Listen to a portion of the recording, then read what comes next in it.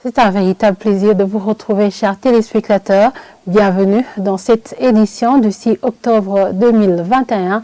Au sommaire de cette édition, plus de 10 millions d'euros vont être débloqués par l'Union européenne pour le secteur privé œuvrant dans le domaine des énergies renouvelables au Burundi. Vous aurez les détails dans cette édition. Nous allons également vous parler du prix de l'huile de palme qui a sensiblement baissé dans certains marchés de la capitale de Bujumbura. Tout de suite, les détails.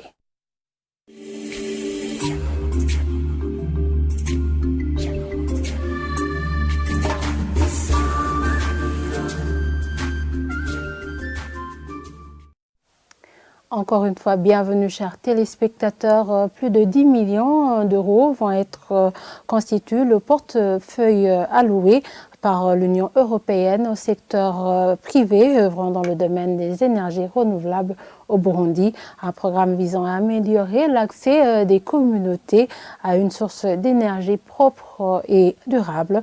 Lors du lancement officiel de ce programme ce mercredi, Willy Chiza, directeur de l'énergie renouvelable, souligne que le secteur privé est plus efficace dans la mise en œuvre des projets de développement socio-économique. Suivez ce reportage d'Armel Motore.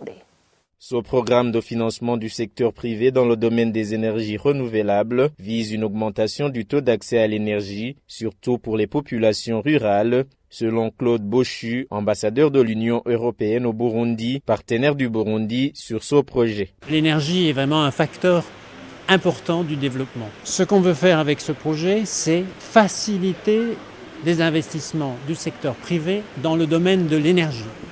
C'est exactement l'une des priorités du programme national de développement du Burundi et des orientations du président. L'Union européenne a déjà beaucoup investi dans ce domaine-là au Burundi, puisqu'on a investi dans la production et dans la transmission de l'énergie. Donc maintenant, ce qu'on fait ici, c'est attirer les investisseurs pour qu'ils augmentent la capacité de production, de distribution, de transmission de l'électricité durable au Burundi. Plus de 10 millions d'euros est le fonds alloué à ce programme qui vise à combler le déficit énergétique du pays. Le taux d'accès à l'énergie ne dépassant pas 10% au Burundi. Willy Chiza, il est directeur des énergies renouvelables et efficacité énergétique. Ce sont des programmes qui sont bien accueillis par notre ministère dans la mesure où ça va nous aider à atteindre plus de la population, à augmenter le taux d'accès à l'énergie à travers tout le pays. C'est un programme qui va disponibiliser 8 millions d'euros pour l'investissement. Donc, ça veut dire que Electrify va intervenir à hauteur de 50% au maximum et l'entreprise privée va participer pour la partie restante. Donc, ce qui veut dire que les portes sont ouvertes pour les entreprises privées à chercher d'autres partenaires d'investissement pour qu'ils puissent réaliser pleinement le projet. L'efficacité et la rapidité dans l'exécution des projets de développement socio-économique fait partie des critères de choix du financement du secteur privé plutôt que le secteur public, selon toujours Chiza Willy. L'avantage qu'il y a pour le secteur privé, s'il intervient dans la mise en œuvre de ces projets, de ces pareils projets, l'avantage c'est que le projet exécuté par le secteur privé, c'est que ça se réalise à un temps record et comme ça le gouvernement aura des avantages sur la diminution du main-d'œuvre parce qu'il y aura une multiplication des emplois et aussi il y aura une augmentation de l'assiette fiscale puisque après la mise en œuvre de ces projets, il y a multiplication des activités régénératrices de revenus. C'est ça un avantage pour pouvoir donner un projet au secteur privé. Donc on vise à cela pour qu'on ait les produits dans un temps qui a été programmé. La mise en place d'un cadre juridique favorable au développement des investissements dans le domaine des énergies renouvelables a motivé le choix du financement pour ce programme d'amélioration de l'accès à une source d'énergie propre et durable. Les commerçants des marchés Kotebu et Kinama qui vendent de l'huile de palme se disent satisfaits que les prix de ce denrée aient baissé. 1,5 litre a baissé de 1500 francs bout. Ces commerçants demandent la baisse des prix des autres produits vivriers. Reportage d'Yvette Ndjimbele. Sur les différents marchés de la ville de Bujumbura que nous avons visités dans l'avant-midi de ce mercredi, le constat est qu'un bidon de 5 litres qui coûtait 21 000 francs bout coûte 14 000 francs bout, comme l'indique un des commerçants avec qui nous nous sommes entretenus au marché d'Okinama. Cette commerçante demande aussi la baisse des prix de l'huile de coton. Un bidon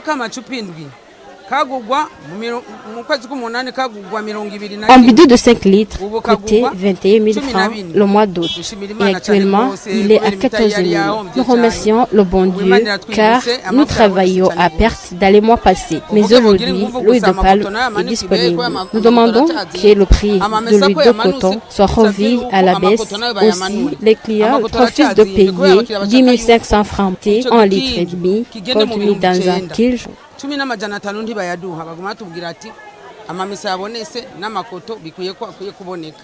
Les acheteurs apprécient aussi cette baisse de prix de l'huile de palme. Ils demandent aussi la baisse des prix des autres produits vivriers. Je viens d'acheter 5 litres à 15 000 francs. Je suis vraiment très contente.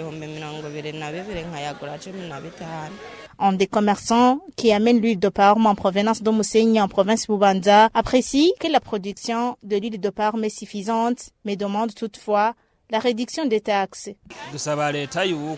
Nous demandons à l'État de réduire les taxes que nous payons, qu'un commerçant paye la taxe au cours de la route et non au marché. Cette réduction des prix de l'huile de palme s'est remarquée depuis le mois d'août, soulignent toujours ces commerçants. Un cadre régissant le secteur du tourisme va être mis en place, comme l'a indiqué Georges Nikidza dans une étude restituée ce mercredi. C'était lors d'un atelier d'échange entre tous les acteurs qui interviennent dans ce secteur. Ce cadre légal va contribuer au développement durable du tourisme tout en facilitant les différentes procédures aux étrangers souhaitant venir au Burundi. Reportage de Dan Deschemier. Le secteur du tourisme est l'un des secteurs qui peut rapporter beaucoup de bénéfices au pays. Dans un atelier d'échange sur le cadre légal du tourisme au Burundi, les différents acteurs sont revenus sur les défis qui hantent ce secteur. Les défis sont nombreux.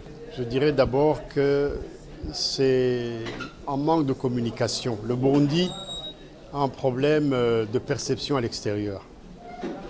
À l'extérieur du Burundi, à l'étranger, pays émetteur de touristes.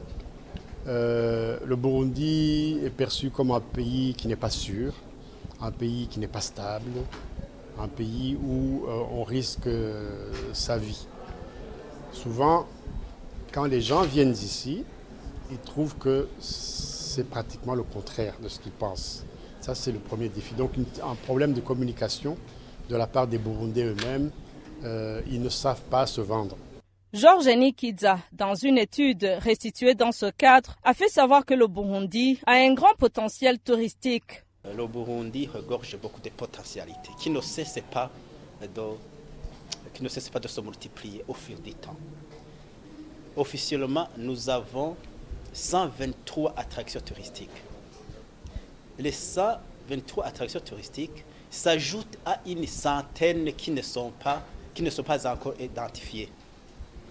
Il y a la nature lui-même du Burundi, sa position géographique, son hydrographie, son écologie, son environnement. Il présente des atouts vraiment essentiels qui puissent être vendus.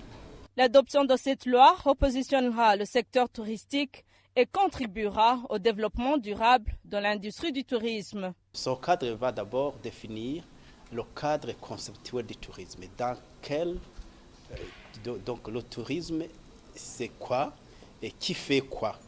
Apparemment, les communes participent à l'aménagement des sites, ils participent à la gestion des sites, certains sites.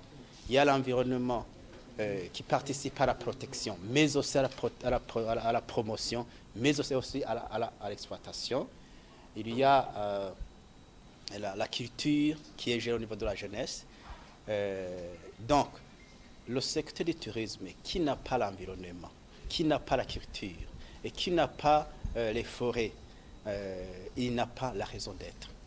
Pour les différents acteurs, il faudrait donc une campagne de promotion pour montrer un autre visage du tourisme burundais à l'extérieur du pays. Mettre en valeur les sites touristiques, une bonne organisation pour arriver à rehausser le secteur touristique du Burundi.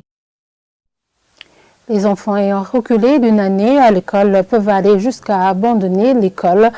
Ceci est dit par un psychopédagogue au moment où il y a des élèves qui sont rapatriés au Burundi venant du Rwanda, où le système éducatif n'est pas le même qu'au Burundi. Et le psychopédagogue trouve plutôt qu'il faudrait organiser des cours de renforcement pour les mettre au même niveau que les autres au lieu de le faire reculer d'une classe. Suivez-le. De reculer les élèves, c'est-à-dire ça dépend d'une évaluation, de l'évaluateur qui doit évaluer le système d'enseignement du pays et de l'autre. Donc on considère d'abord qu'est-ce que les enfants ont appris, quel est le curricula qui se trouvait dans ce pays. Et puis on essaie d'analyser et puis par après on va donc mettre l'enfant à un niveau équivalent du niveau donc de l'école, de son enseignement, du niveau du système de ce pays. Si il voit qu'il est reculé d'une année ou de 2 ans, l'enfant éprouve des difficultés de compréhension de cette décision. C'est-à-dire, il éprouve un mal-être. Et dans ce cas, il ne va pas apprendre convenablement. Ou bien, il va décrocher l'école, ou bien il va abandonner, ou même adopter des comportements dysfonctionnels, soit la délinquance, soit la prise de stupéfiants. La meilleure méthode n'était pas de le faire reculer, c'était premièrement de faire les cours de rattrapage. Et rester dans la même classe, mais en renforçant les capacités de ces enfants, soit dans telle matière ou telle autre matière. Et puis, le meilleur comportement des enseignants est de les prendre en charge de manière spécifique. Et voilà, c'est ici que nous clôturons ce journal. Merci de nous avoir suivis et très bonne soirée à tous.